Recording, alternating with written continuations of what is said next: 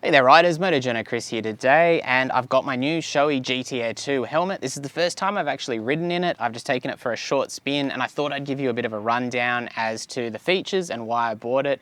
And I'm not going to do a full review obviously because I haven't ridden it enough to do so. I think I need to put a couple of thousand Ks on the helmet to really see how it handles all the different conditions and if it lives up to my expectations. But I had an original generation, the Shoei GT-Air, and I thought it was a great helmet. And so this is the second generation, which kind of is meant to upgrade from that. So I'm interested to see how it kind of lives up to that family name because I was super impressed with the original. As far as the features, it's an ECE approved helmet as far as like the safety. And that is very, very important for me because I think that's the minimum standard that you'd want in any helmet. Certainly not, DOT, and even the Australian standards, I'd much prefer the higher ECE standard as far as I'm concerned. So obviously that's totally up to you. Quite an expensive helmet. I think these are about $1,000 here in Australia. And I didn't get a graphic simply because I couldn't find a graphic that I really liked in my medium size. And I mean, being a medium, you're pretty lucky in that generally there's, a good variety. But the graphics that I really liked, they didn't have. And as a bonus, I do kind of like that this should be quite a visible helmet. This is kind of the matte silver, which looks quite cool. There was also a gloss silver, which I didn't end up going with, which was a very hard choice between the two. But obviously the silver kind of matches the Svart Pillen, which to me, that's quite a nice kind of thing. And I might get some reflective stickers or something like that to chuck on to give it a little bit more visibility, but I'm really happy with the overall look of the helmet. So this is a sports touring helmet, so you're getting some really good venting. Obviously the aerodynamics are really important as well, and apparently they've been improved over the original Shoei GT-Air. You're also getting just, a fairly normal visor, but a nice wide field of view. And what's really important to me was you get that drop-down visor. And part of the reason I like the drop-down visor is because it saves you about 150 Australian dollars in buying a tinted visor. And then on top of that, you're obviously not having to change visors for different conditions. Now, for some people, they prefer the tinted visor, which is totally understandable. I think the tinted visors, they actually look better. But, at the end of the day, I like the flexibility of this helmet.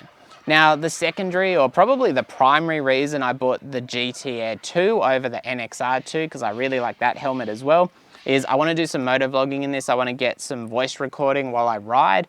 And obviously, the sports touring helmet is meant to be the quietest of those options from Shoei.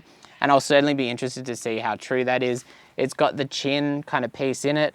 Hopefully I don't suffocate to death. Apparently that's a bit of a concern according to Fortnite. I don't think it's going to be too much of a problem because I've ridden with these in forever. But, something to think about when you're being stupefied to death by your CO2. And apart from that, removable liners, very high quality liners from Shoei. It's quite a snug and tight fit through here, which that does kind of constrain the amount of air coming in, but that's good for it being quiet and nice and weatherproof and warm. And obviously you just open the visor. It comes with a pin lock, which, that on itself is worth a bit of money if you're comparing it to a helmet which doesn't have those.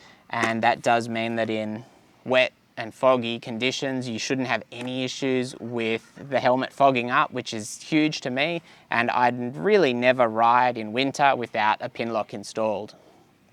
Apart from that, we're talking a very premium helmet. This is about 1.5 kilos, so it's not super light, but at the same time, that's pretty similar to my last couple of helmets, so I'm not really complaining about that at all. And I'm pretty happy wearing a helmet at that kind of weight. It's not carbon fiber or anything like that, so obviously if you like a really eye-catching carbon fiber helmet, perhaps not the one for you, but it's a really cool helmet in my mind, and I'm really interested to see how it handles the everyday duties. The other couple of features, obviously it's got that quick release system for the chin pads for in the event of an emergency, so the response units can get those out with causing any undue strain on your neck if there's like a neck injury or something, which is something that you want to see, but is in all Shoei helmets because these are premium helmets. The other thing worth mentioning is the Sena SLR or SRL2 comm system that you can fit to this helmet. And this helmet is designed to take that specifically. You've got a cheek kind of or a side pocket there on either side, and then you've got the battery pack at the rear. And that means that you probably want to buy the Sena communication system specifically for this helmet if you buy this helmet. It doesn't mean you can't use anything else, but it would just make a lot of sense to do so. And that's going to be maybe a plus or a minus depending on where you're coming from. One other point of note is it does have the ratchet strap system, which I'm not a particular fan of, but I didn't really have any option, and I didn't want to trade off the better kind of hopefully soundproofing of this helmet for the NXR2, which meant I just had to go with the ratchet strap. And it does pinch a little bit, but we'll see how I go over a couple of thousand kilometers and how I feel about it really at the end of the day.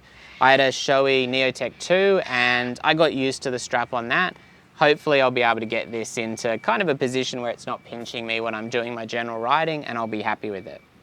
Anyway, stay tuned for the full review on my Shoei GT-Air 2 that it should be out in a couple of months when I've got some proper kilometers on it, and I've got kind of a more in-depth kind of set of thoughts to share with this helmet. If you've got any questions, let me know down below in the comments. As always, stay safe out there, and thanks for watching.